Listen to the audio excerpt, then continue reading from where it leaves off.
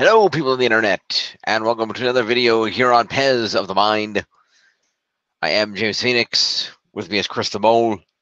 I am. This is another episode of SlamTube, and we're here to talk about the just ended biggest party of the summer, SummerSlam 2018. Yep. All right. So, as per usual, we're not going to bother with the pre-show. So, the pay-per-view proper started off with Seth Rollins with Dean Ambrose in his corner, taking on Dolph Ziggler with Drew McIntyre in his corner. Yep. Which that was a pretty solid match. You obviously expect it to be with those people. Yeah. I'll admit, the ending, I kind of thought Ziggler was going to win. Yeah, I didn't totally expect him to give it back to Seth. It's not just that; it was the how it ended. Oh, how did it end? Well, the second Dean Ambrose did the dirty deed to Drew McIntyre on the outside, Seth was distracted, turned around, and it looked like Dolph was about to hit him with a finisher. Ah. I thought he might have, took advantage and done it that way. Also, I was kind of expecting Dean to turn heel. Because he's got a brand new look and he just looks like a heel now, so I was kind of waiting for him to turn. I can understand that. There's been a lot of rumors that he will turn, so. Yeah, like I said, to be fair though, he's changed his hair, grow a beard and stuff. He looks like a heel now. He's even more jacked and stuff. Yeah. I can see that. But yes, so Seth Rollins, the new Intercontinental Champion. So good for him. Yeah, which was a pretty solid match. Yeah. We followed that up with a match for the SmackDown Tag Team titles, the Bludgeon Brothers defending against the New Day. This was terrible. Yeah, I can see it ended by DQ here, so I'm assuming it was not the good. That's not necessarily the case. More on that later. But it's a Bludgeon Brothers match. That is true. I mean, I don't even like the New Day, but they've had some good matches. So I wouldn't even blame them for this. It was just a terrible showing. Fair enough. Yes, the New Day wins by disqualification, but the Bludgeons keep the belts. Yep. We then had Braun Strowman versus Kevin Owens for the Money in the Bank briefcase. Yep, this was way more of a squash than it should have been. I understand it's Braun Strowman, but come on. Kevin Owens looks like a joke at this point. Yeah. It's terrible to see him get thrown around later. Yeah, that sucks. Kevin Owens was a great Universal Champion for many months, and it's a shame that he's kind of fallen down the totem pole a little bit. Yep. I wouldn't even go so far as to say he was a great Universal Champ. I would say he was great when he was like US Champion and NXT Champion. Okay. His whole Universal run, the thing everyone remembers is Jericho, his manager. That's true. And of the constant interference of Jericho. I'm not saying Jericho is bad, but you should remember the champion more, not every match ending that way. That's a valid point. Essentially, he's Jinder Mahal, but the Singh brothers got better. Right. Yeah, it's like, no, that's not what should have happened. I like Kevin Owens, but he should have been a better Universal Champ. Well, he was good before Jericho joined him. Right. All right. Then we had a triple threat match for the SmackDown Women's title, Charlotte versus Carmella versus Becky. This was awesome. Yeah, it was a great match, and Charlotte Flair did win the title, and the post-match result I kind of saw coming. Yeah, everyone saw coming, but it was still awesome if Becky just turned heel. She did. I think that works. That's going to be a nice, refreshing change for her. Unfortunately, this isn't a good crowd. No. Like, she turns heel, and as she's beat the shit out of Charlotte, you hear, "You deserve it. You deserved it." Which, yeah, it's a New York crowd, this shit. But, like, they did a lot of, like, they did the "You deserve it," like, the next 3 matches on the run. And I'm like, no, stop this. And they were doing it for inappropriate times. Right. I'm not saying you should always do it when someone wins, but at least once I can understand it if they win. But all Yeah. the time, I'm just like, no, you're trying too hard to be that crowd. Yeah. But it was still a great result, and I want to see what heel Becky does. Yeah, I think it's going to be a great feud. I feel she needed something to refresh her. I argue Charlotte, we know, can play a good heel and probably could have gone heel. However, Becky needed something to refresh her because she's been sort of just there for like the last year or so. Yeah, I agree. Well, I am a little surprised they went this way. With the two of them feuding, and then, of course, excuse me, the tenuous Bailey and Sasha situation on Raw. I was surprised they're having the four of them feud so much when there's heavy rumors that by evolution Ronda will have her ladies from NXT and they might go forward with that horsewoman v horsewoman thing. I'm kind of surprised they book a feud this at this point. Depending which rumors you believe. True. There was a big rumor going around that Nikki Bella's going to face Ronda. Yeah. Okay. I did not hear And that. it was the same site that leaked it was going to be Alexa versus Trish, and then WWE had to post it up. Ah. Which makes sense because it looks like Evolution pay-per-view could be old versus new. Yeah. To show the evolution, and that could be how they do that, which would work. I can see that. Personally, with how they're feuding and how Sasha and Bailey are kind of friends, kind of. Mm-hmm. That makes sense. Like they keep turning on each other. I Yeah. wouldn't be surprised if Evolution did a 4 horsewoman match with all 4 and just let them go at it. I can see that. But it was still cool to see her turn heel. Yeah, definitely. All right. After that, we had the WWE Championship match between AJ Styles and Samoa Joe, and my God, was this good! See, the reason I said see is earlier you were like, yeah, it ended in DQ. That means it must have been a shit match. See, I fucking told you. I fucking told you. You're right. You're right. I was wrong. Yeah, that's why I said, yeah, more on that later. Because, yeah, this was a great match, and that's a great way to continue the feud without Joe looking weak. Because my biggest concern was he was going to lose to AJ. Because he keeps going to the title and losing. Right. He doesn't look strong.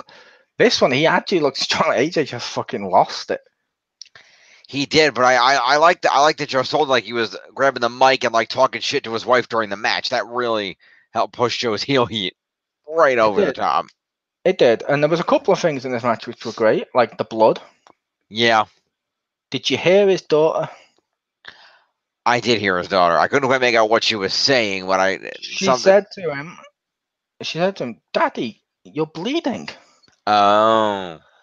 Which a lot of people are like, oh God, my heartstrings, because it's a little girl going, "Oh, Daddy, you're bleeding." Seeing a dad like that, like you didn't even see Foley's kids react that way when he went through obviously a lot worse. But you know what I mean? It kind of just sells it of, oh, poor, oh yeah, his little daughter was watching. But this was one of the cases of what I was on about with the crowd is Joe does that statement when he's on the thing of goes, "But don't worry, I'll be your daddy." Mm-hmm. Instead of cheering AJ, the crowd starts to chant, "Who's your daddy?" Yeah, that was weird. That shouldn't have happened. No. No offense to Jim, but fuck New York at this point. No, New York is going to be asshole crowds. I don't deny that. Yep. Yeah, but overall, yeah, AJ kind of lost it and retained his title via disqualification, beating Samoa Joe up with the chair. Yep. Also, based on the end match of tonight, I'll say the New York crowds have a tendency to just lose interest midway through a chant. Because like midway through Roman's entrance, it was like boo, and then suddenly they were just silent. I don't know what the hell happened. Like, make up your mind, stick with it. You know what I mean? Clearly, they wouldn't have been muted. No, not at all. Anyway, then we had the culmination of the 8-year-in-the-making feud between The Miz and Daniel Bryan. This was an amazing match. It was. The reason this match was worked so well is it was just like it was built up well. Obviously, it was like an old school style match. That ending was fucking brilliant. Like the camera didn't even pick it up properly. Like you saw a hand, you're like, wait, what just happened? Did she just hand him? I don't know. Did she? And he has to put it on dramatically so we could see it.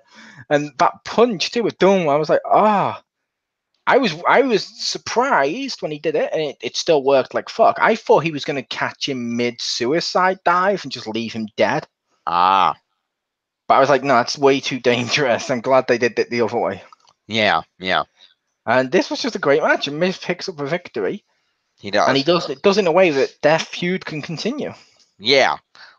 Especially with what pay-per-view's coming up next. I'd love this to be a Hell in a Cell match. That'd be a great Hell in a Cell match.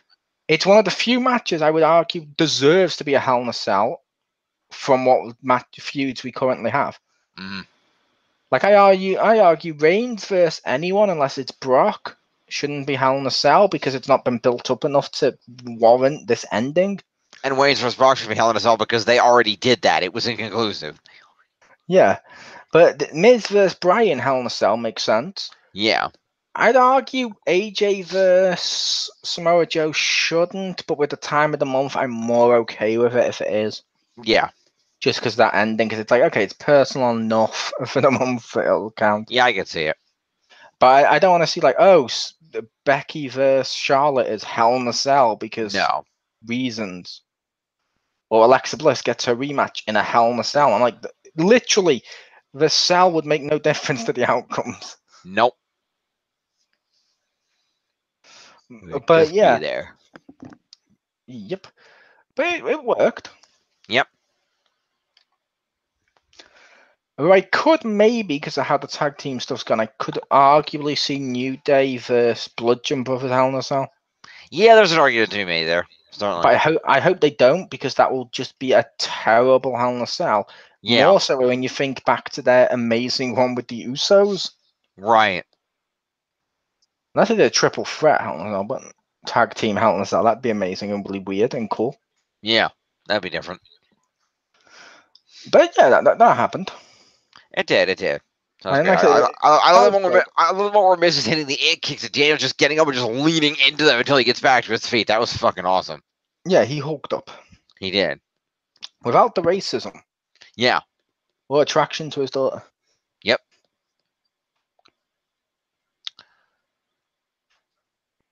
All right. So next up on the card, a wild demon appeared. This was boring. And to be fair, it's Finn Balor. Like I argue, Baron Corbin's way more entertaining than Phil. Or Finn, sorry, way more entertaining than Finn. When, let's face it, with Finn Balor, he's boring. At least Corbin's current gimmick is actually entertaining as fuck. It is. Like the other week on Raw, like when Reigns was like, "Oh, watch your chest," and punches him in the stomach. It's a great character. Yeah.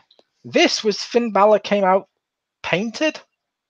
So now Corbin has to go, oh my God, I'm scared. Because instead of concentrating for a matchup, you spent like half an hour in a makeup chair. Yep. Ooh, the intensity. And I'm like, him painted is literally the wrestling equivalent of polishing a turd. He doesn't wrestle any different. Nothing should have changed in this match.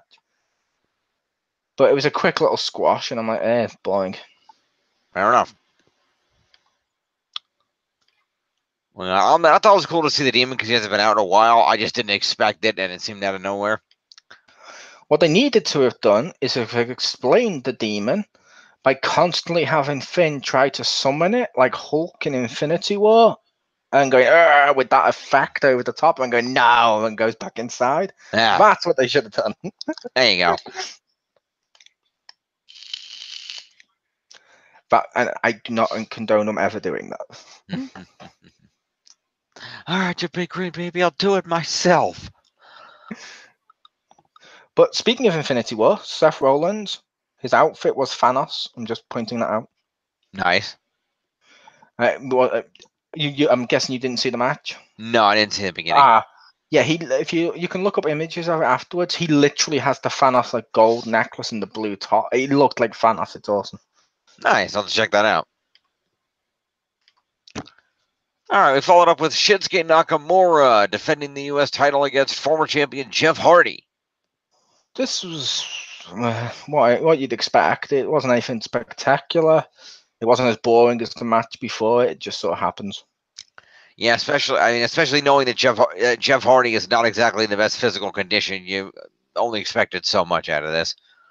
I only expected so much because it's Nakamura. That too.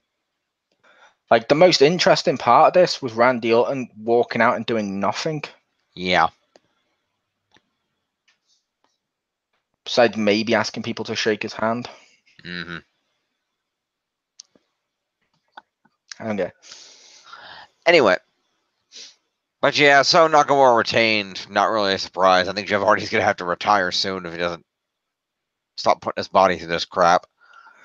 I'd make the case he just needs maybe a little surgery. Ironically, his brother's in worse condition. That's true. Yeah, Matt's in really bad shape. Which is weird because he's the safe Hardy. I know. Although he is the Hardy that voluntarily impacted his own spine for years. True, but I would argue Jeff constantly jumps off stuff into stuff. That's way more dangerous. That is true. All right, well, next up, we have the Raw Women's Championship match between the Goddess Alexa Bliss and the baddest woman on the planet, Rowdy Ronda Rousey.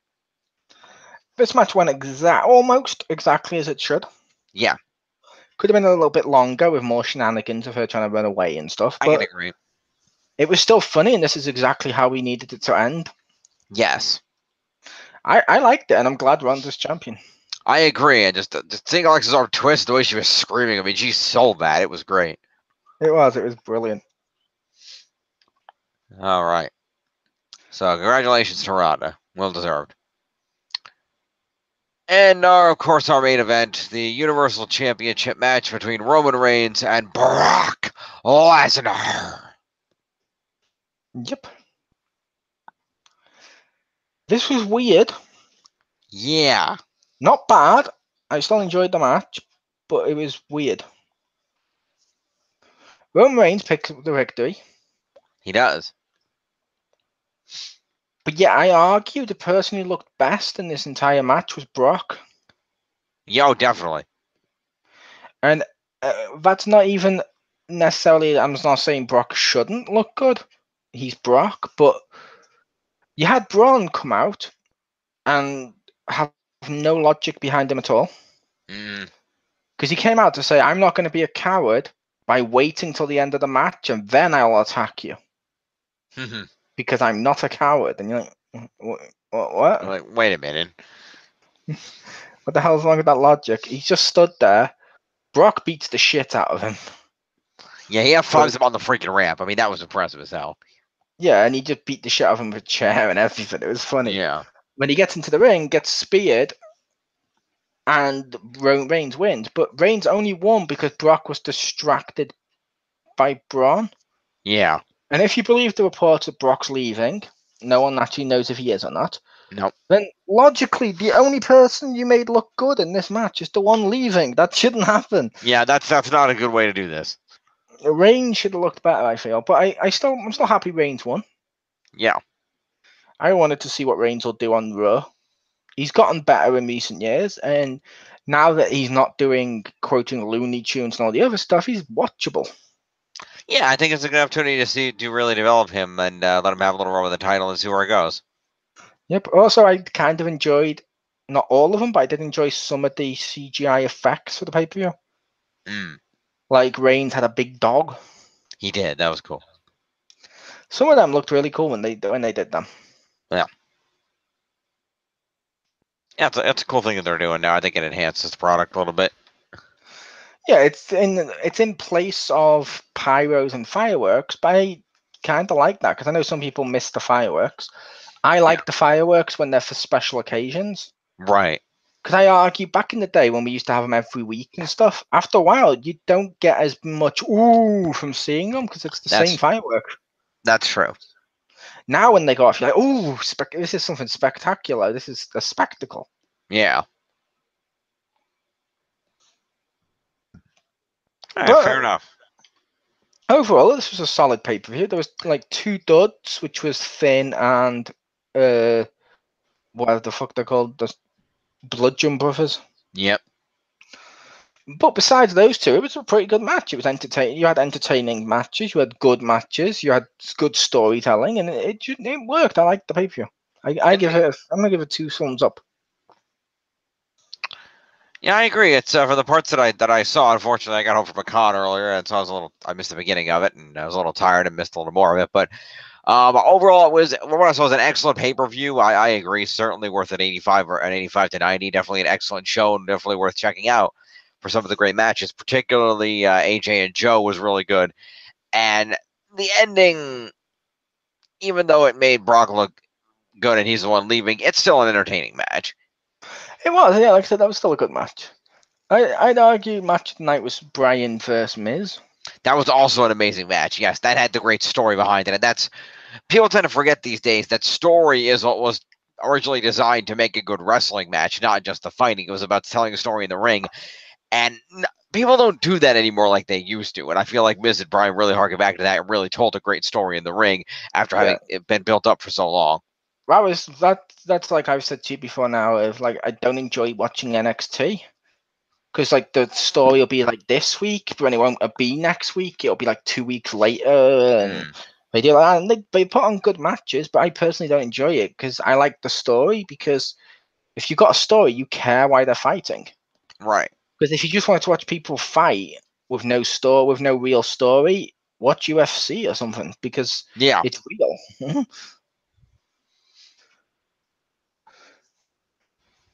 Alrighty. Well, that was SlamTube for SummerSlam of 2018. Yep. Mole, thank you for joining me. A pleasure. And we'll see all you fine folks next month. It is worth noting, as they advertised during this, in the month of October, we'll have 2 SlamTubes for you.